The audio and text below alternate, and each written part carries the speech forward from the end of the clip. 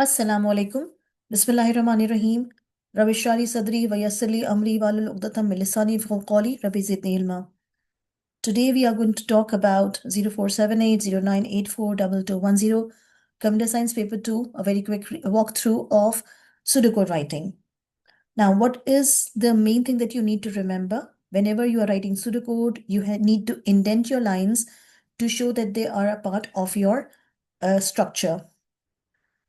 Another important thing is you need to use the keywords in capital letters like if, repeat, procedure, until, while. These are the keywords and they have to be written in capital letters. Identifiers are in mixed case and they are sometimes, this concept of mixed case is sometimes referred as Camel case or Pascal case. The uppercase letters are indicating the beginning of the new words. For example, student name. Here you can see S and N are in capital, indicating these are the keywords. Comments. Whenever needed, you need to write comments for your own self or for the programmers, and this is indicated by using 2 slashes, and the comment is going to be in the entire line. If your comment is spread over multiple lines, then you have to use double slashes in the beginning of each line. Another important concept that we need to know in pseudocode writing is variables, constants, and data types. The data types. What are the data types that we need to refer to? The first one is integer, which is a whole number, for example, 5, -3, etc. Similarly, real, a number which is containing a decimal part, a fractional part, for example, 4.7, 0.3, -4.0, 0.0. Then we have char, a single character that is delimited by single quotations. As you can see, a plus can be written or a C or another rate symbol. On the other hand, if you are declaring anything as a string, then it should be a sequence of 0 or more characters which are enclosed within double quotations. As you can see, this is a string or even an empty string enclosed within double quotations, opened and closed. Last but not the least is your Boolean variable that is containing the logical values true and false. Next is, what is an identifier? Identifier is the name that we give to the variables, constants, procedures, and functions. What are the important things that you need to remember about identifiers is they can be in mixed case. Second thing is they can only contain letters which are A to Z capital or A to Z small and digits. It must start with a letter and not a digit. Be very cautious. Another thing is extended letters and other characters, for example, underscore, hyphen, ampersand sign should never be a part of your identifiers. Another important thing is assignment, and the assignment operator is, as you can see, the arrow which is indicating towards the left-hand side.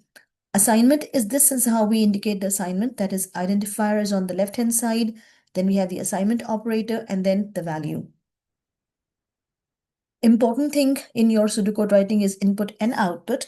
For input, you use the keyword input and the command, input command is how is it written.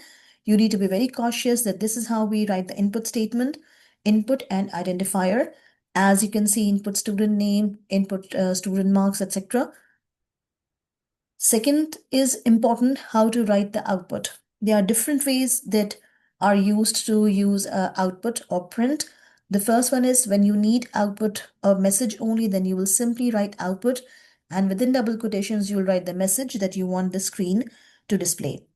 Secondly, if you want, you can use output with variables.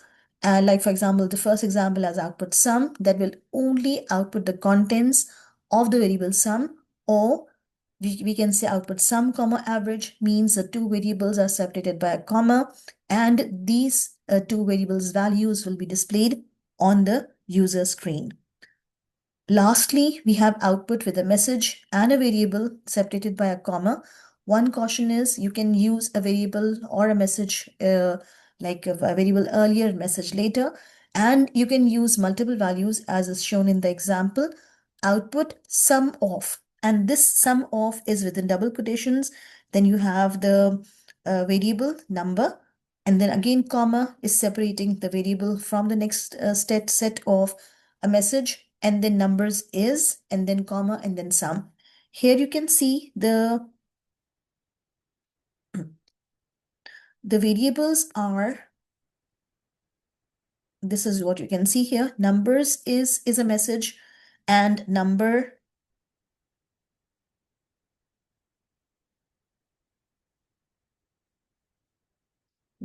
and this one is your number, and sum are your variables. So this is possible that you can have multiple values separated by simply a comma, and comma is the separator between the messages and the variables.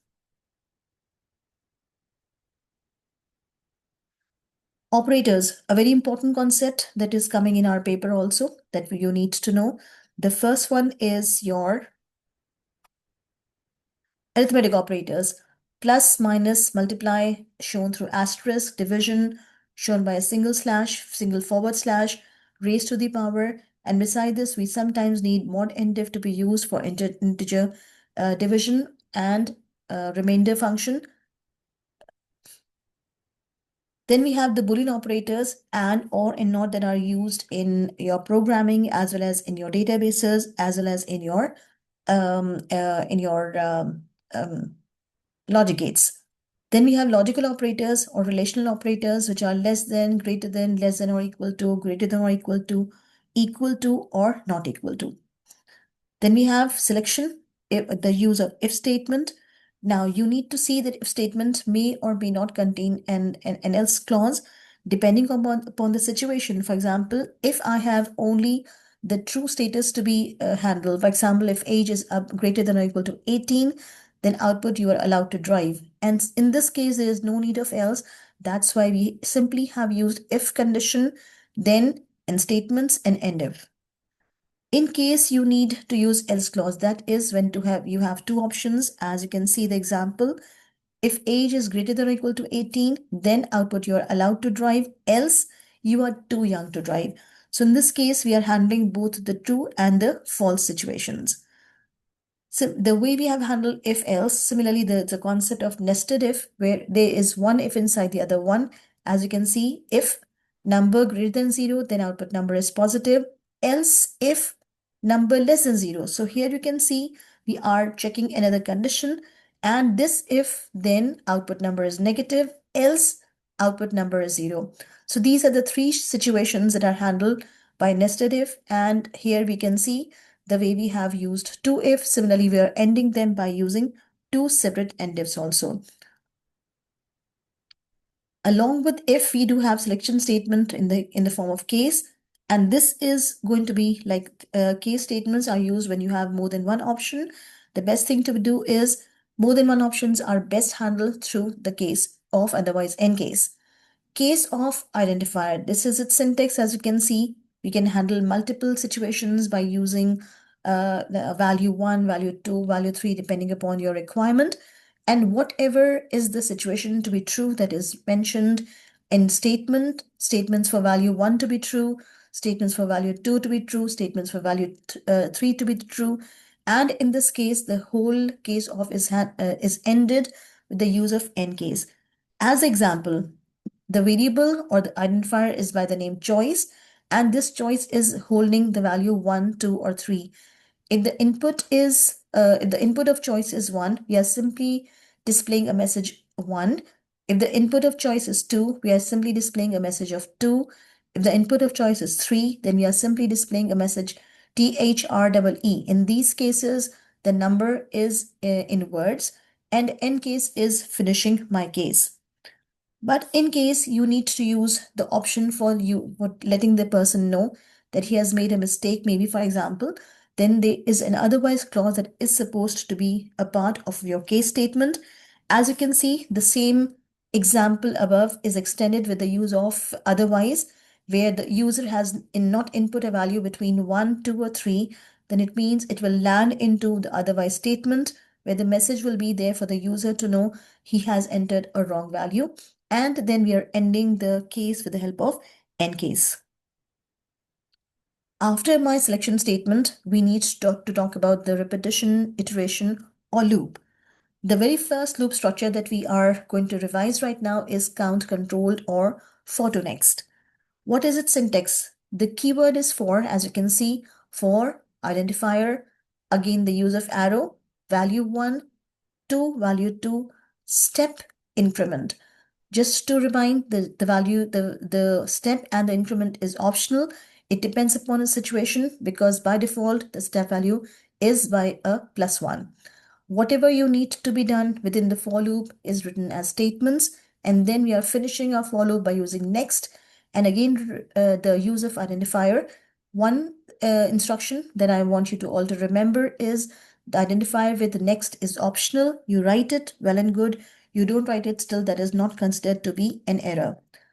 The identifier, one caution that you need to have is the variable or identifier that you are using with for should be of type integer, otherwise your program will be considered as incorrect. This is the first one for counter. Assignment operator 1 to 5, output computer science, will result in displaying the word computer science 5 times on the screen. The second one is the use of step, as you can see for counter, assignment operator 2 to 10, step 2, output counter results in displaying the values to the beginning, then +2 makes 4, then +2 makes 6, then +2 makes 8, and then in the end it's 10, and that finishes your loop by stepping a value of +2. One more thing is you can use step in order to move in the reverse order also. Like for example, you can say for counter arrow 5 to 1 step -1, that is also possible, and within the for to next you can write anything that you want to perform. Then we have repetition iteration in the form of post condition or the repeat until a loop, and this is its syntax: repeat statements and then you write until and the condition. One caution is repeat until works when condition is false. It stops working when condition becomes true. As you can see, this is what we have done. We have written, this is the simple repeat until being used to handle the validation, that is your range check. We wanted the user to enter a mark between 1 and 75, a message for him, and input taken in the variable marks. We are simply checking if marks is less than 0 or marks is greater than 75, then output the student's mark should be in the range, and please re-enter the mark. ENDIF until marks greater than or equal to 1 and marks less than or equal to 75. So in case a person has entered a value, assuming a person has entered the value 50. So since 50 is greater than or equal to 1 and 50 is less than or equal to 75, it means the condition is true.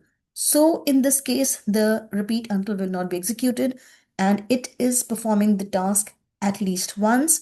While when you talk about a precondition loop or while do and while, it is performing the activity when the condition is true. It stops working when condition is false. Like for example, here you can see output enter marks between 1 and 75, input marks taken, while marks is less than 0 or marks is greater than 75. Do. Taking the same condition where I have taken the input of marks and the person entered 50. So 50 is less than 0. Condition is false. Or 50 is above 75. This condition is also false. It means it will not enter the loop and it will not have the message for the user wrong input and it will not ask for the user to re-input the marks. But in case a person has entered a wrong value, like either the mark is a negative value or it's above 75, means violating the range check, then he will be prompted. The loop will be executed. The prompt will be there for the user to enter the marks again because of the wrong input, and input of marks will be taken again. Good luck for your exams and stay tuned for the next episode of the P2 walkthrough. May Allah bless you. May Allah help you. Like, subscribe, and share the channel with others, with your friends and family, so they all are going to benefit from it. May Allah bless you. May Allah help you. Allah Hafiz.